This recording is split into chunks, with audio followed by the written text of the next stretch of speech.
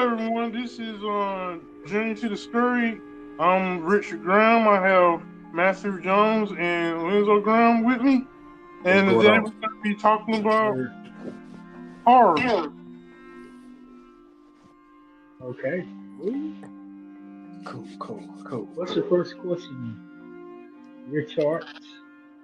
Well, like something I want to go back to that we were talking about one time in private, like when we first started this, is like um what y'all thoughts on like the recent Evil Dead? Oh, okay. You talking about the movie? Yeah. You want to tackle this first? Yeah, definitely. And for me, Evil Dead is one of my favorite series. I remember I had started. I didn't watch it when it first came out. I think early. When was it? When was it?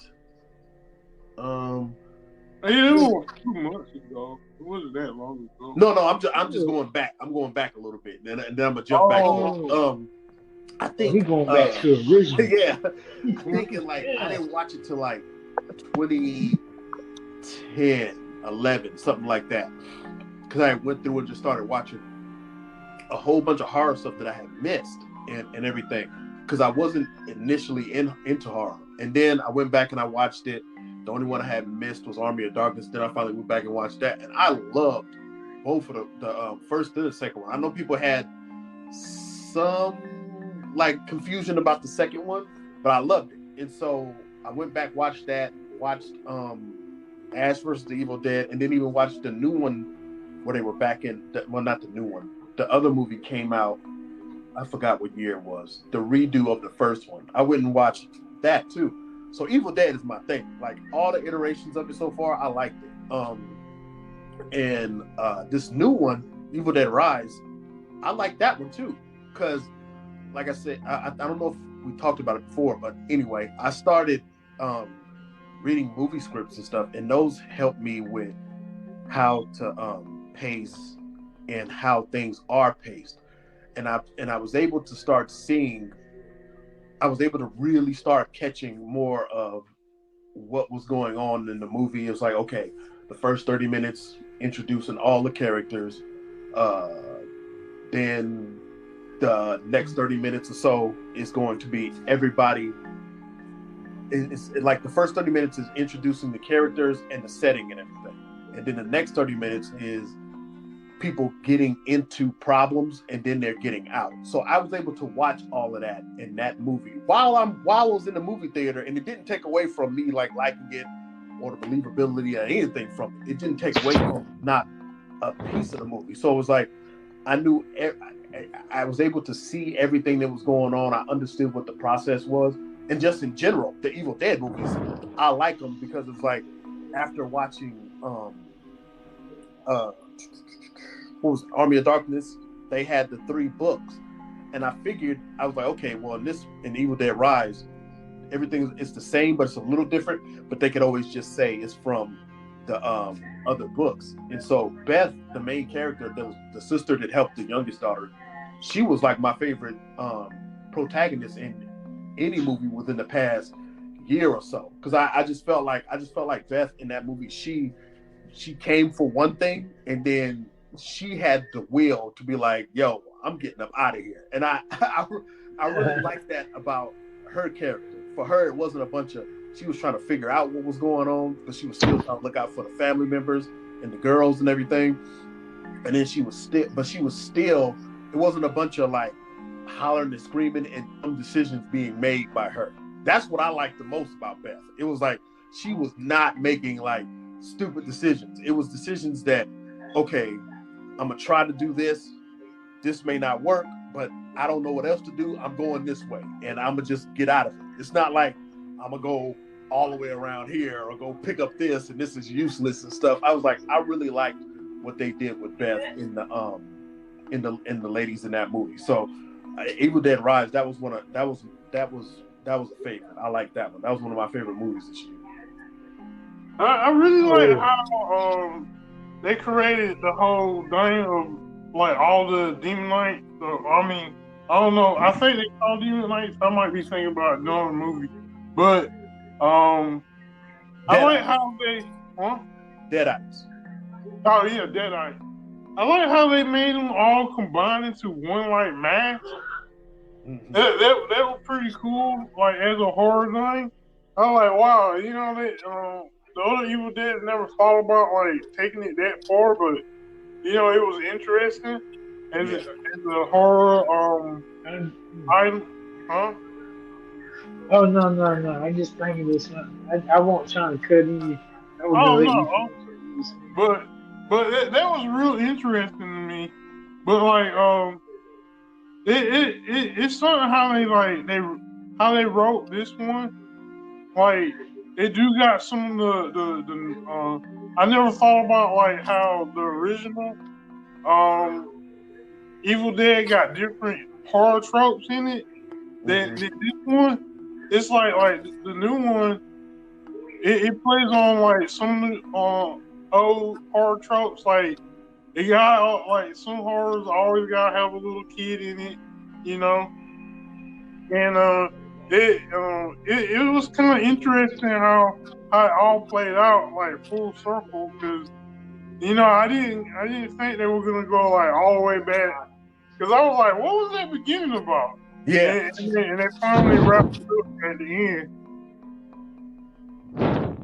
Yeah, I really like that part too because I was like, I thought the same thing. Was like, okay, it's out here. Did it make its way over there? What's going on? But then when the girl left and she stayed in there. But the only thing that was weird to me was like, okay, you stayed overnight.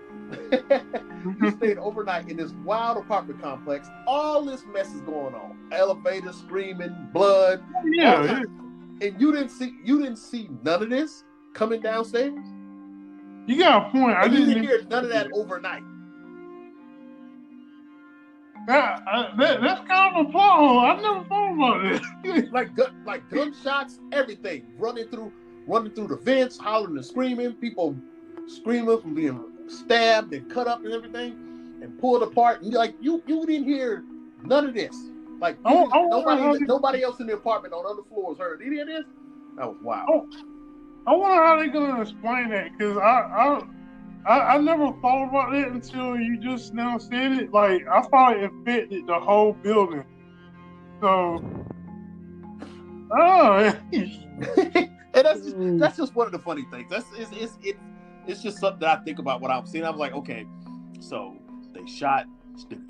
Beth was shooting at the dead-eyed mask. The other guy was shooting. She shot at the door. They was drilling at the door. There's blood all over the place. Folks screaming in other rooms, stabbed, hollering. Like nobody heard this. Nobody. She didn't say nothing about hearing none of this or nothing. I'm like, that is wild. And maybe she was further up. She could have been a couple of floors up, but it was just a little funny to me when I seen that part. But it didn't take. But again, it didn't take away from me liking the movie.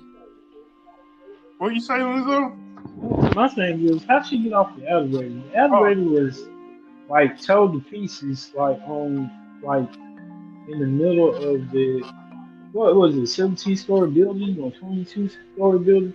Yeah, when it dropped down. Yeah, so I'm like, how'd she get off the elevator? If we get paying attention to that, she got off the elevator after everything was done. I'm like, did it reassemble itself? Because wasn't it? Because it was tore up from the Deadeye family monster thing from the top, and there was blood in there, and I could have swore the buttons and wires were hanging out and stuff too.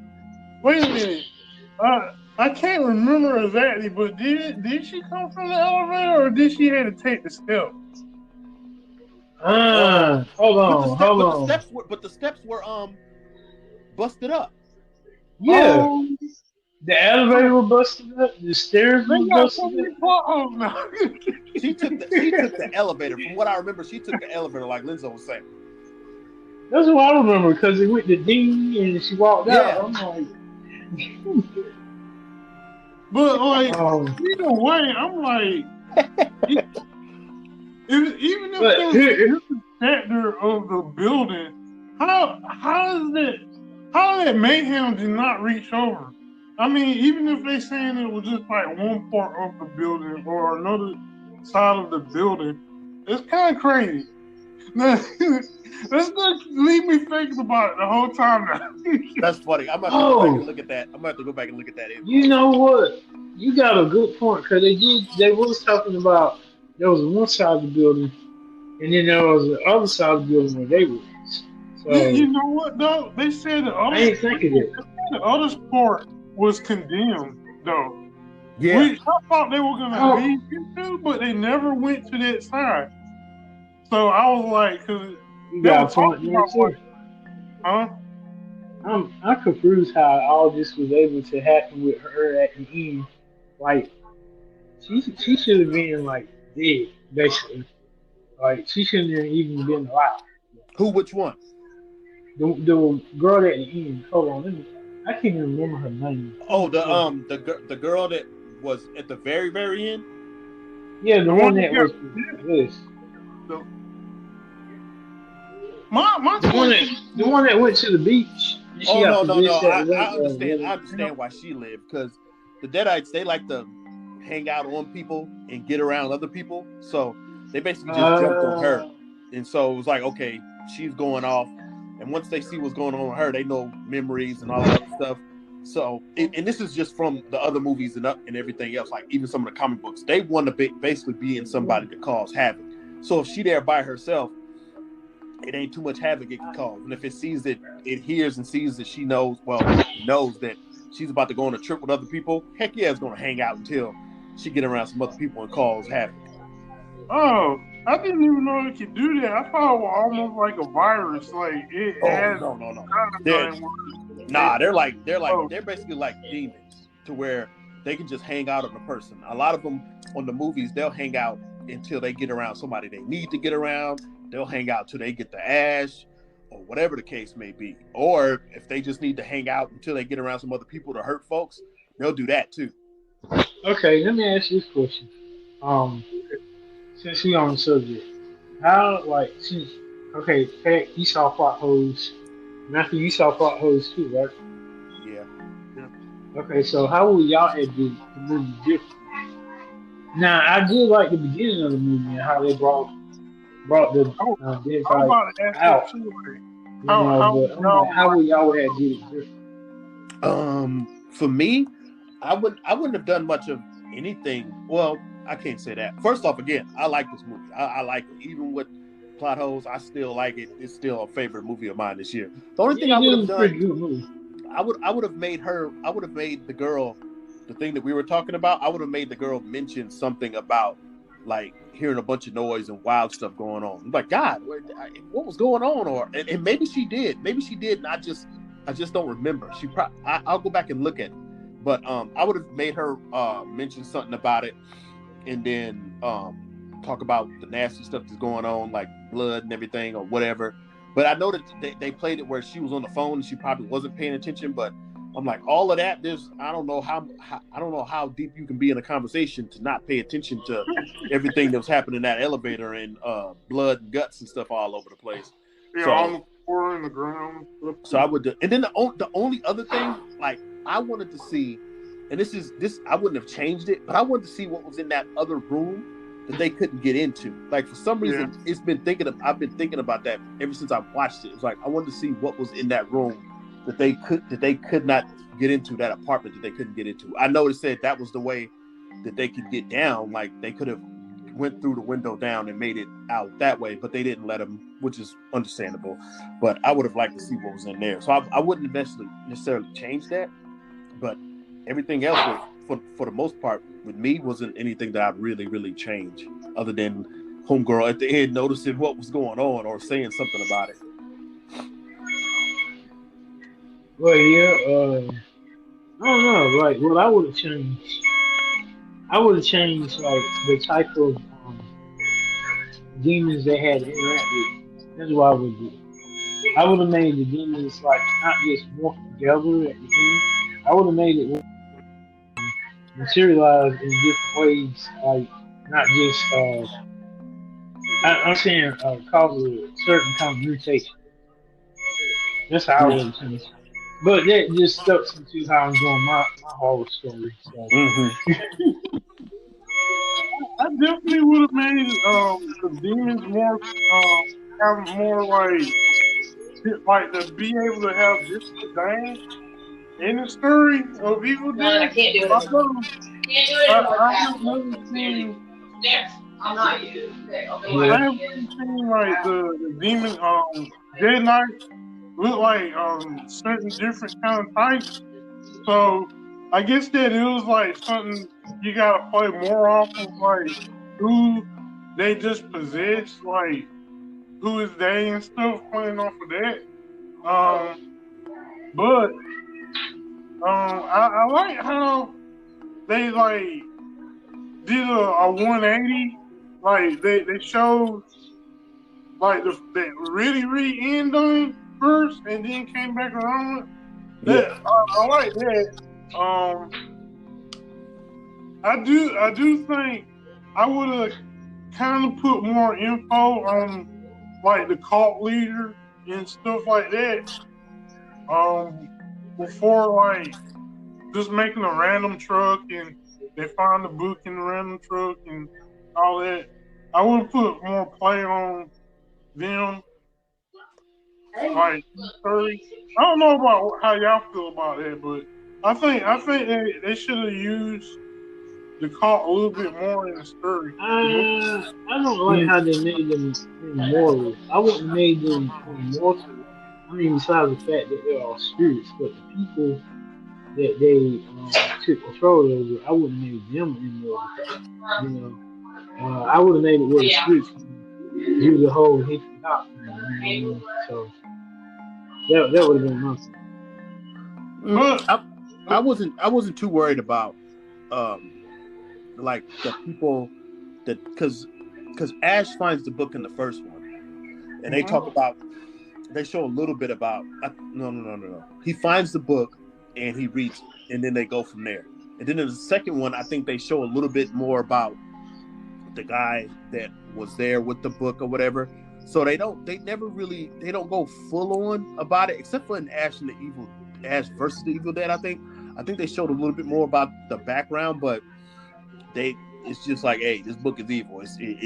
So that's never bothered me about Evil Dead. And so they go, but I think some of the comics and stuff, they go a little bit more in depth, but it's never really bothered me too much. Oh my God, you just blew my mind. I didn't even know they had comics. Yeah. Dude.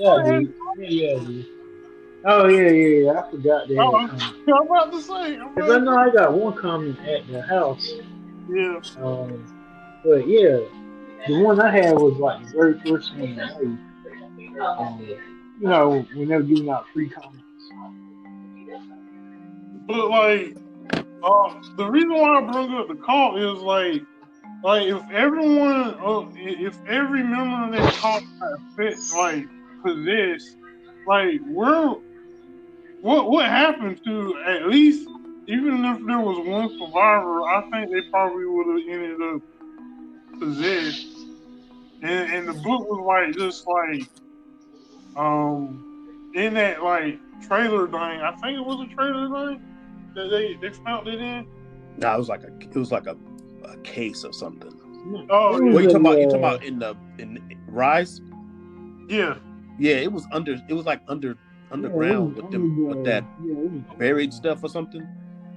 Yeah, it was in a coffin-esque or something like that, in a coffin-esque box or something. Cause it was an earthquake and the ground opened up in the